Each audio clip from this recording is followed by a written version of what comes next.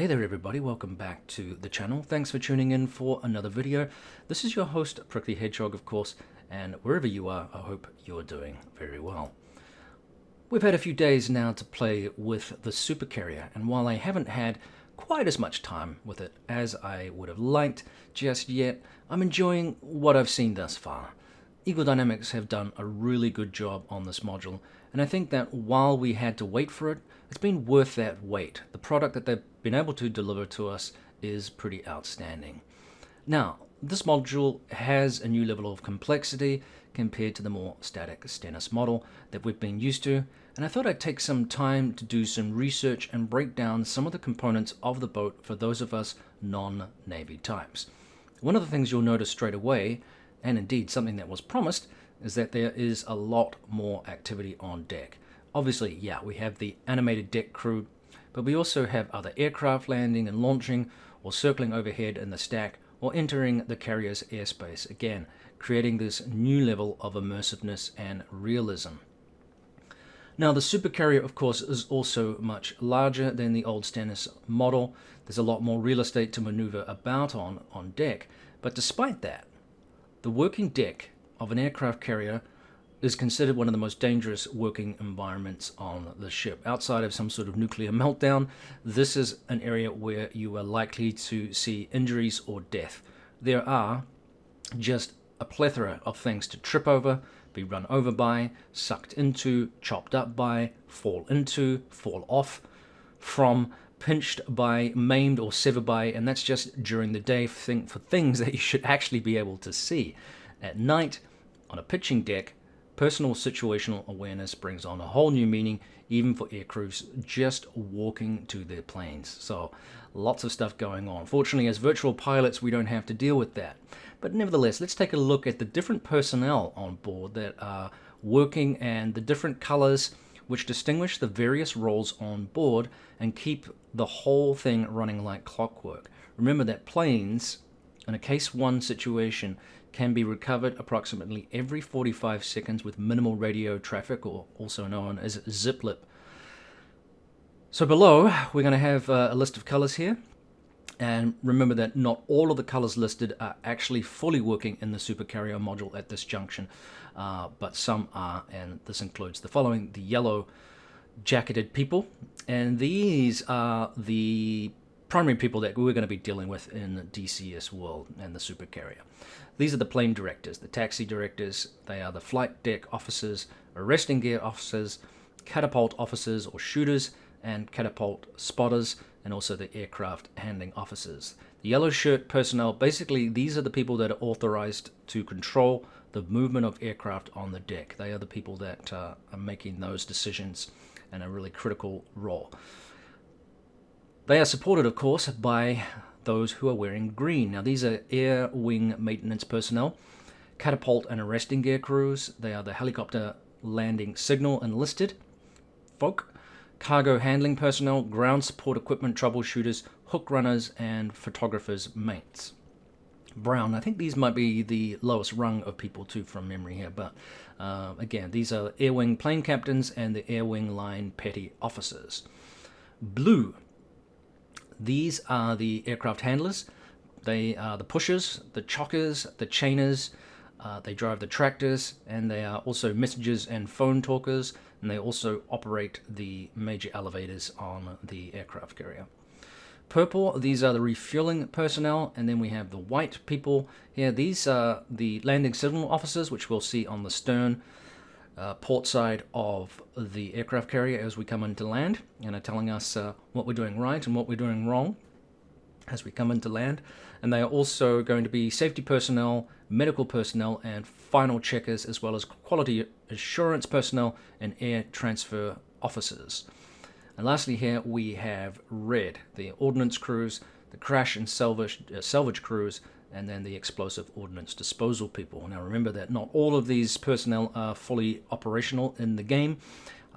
Wags did answer a question about whether or not we were going to see some of these people loading up munitions, and it was generally agreed that this would be far too complex and needless in the game at this stage as it stands. Nevertheless, who knows, in the future things may change. Now remember, as I said, the LSOs, or the landing signal officers, these guys and ladies train the pilots and they mentor the pilots. All of the landings are graded to ensure that there's a high degree of consistency, and while this might seem a little brutal in terms of your own experiences when you've done things wrong, ultimately it's about safety. The whole setup of this, while it runs like clockwork and is very, very fast, obviously, as I mentioned before, it's extremely dangerous.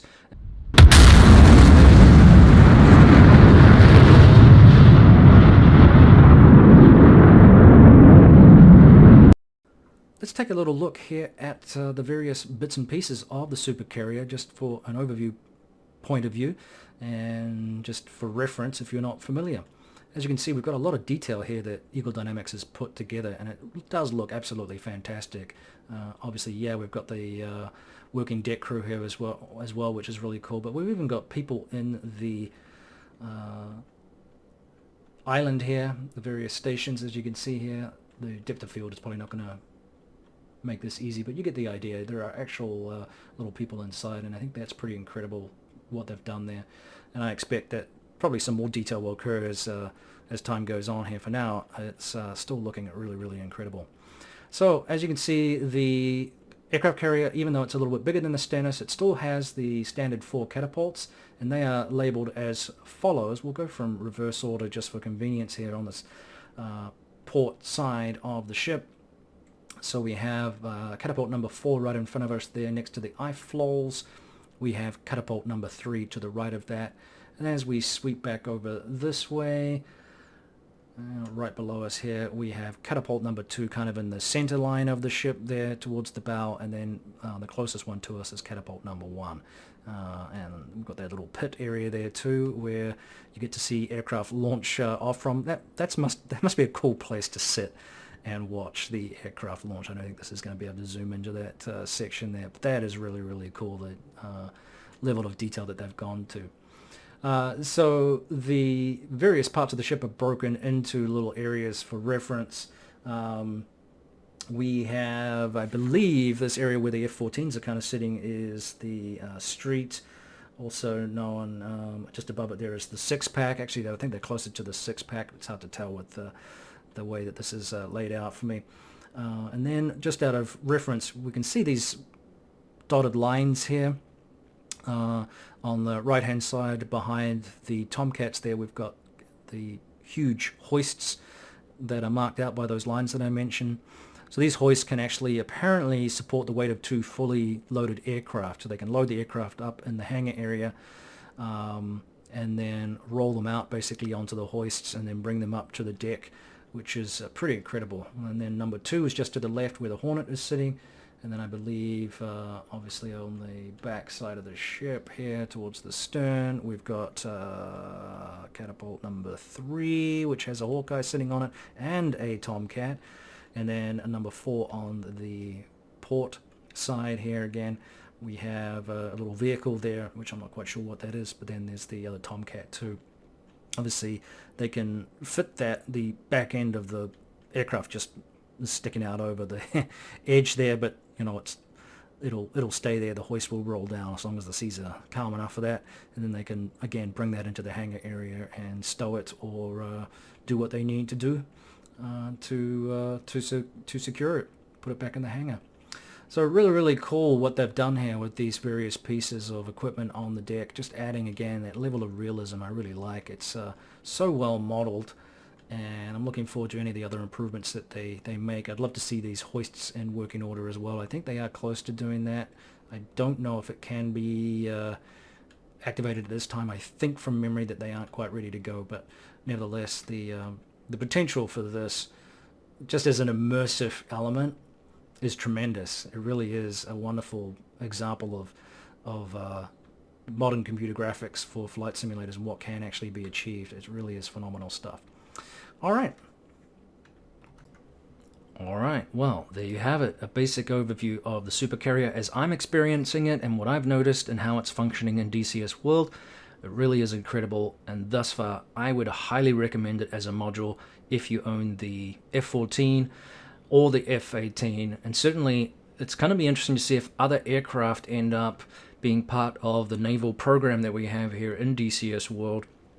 I guess it's a matter of if you build it, they may come. So fingers crossed. We've seen some possibility of this, including with the A7 Corsair, I believe.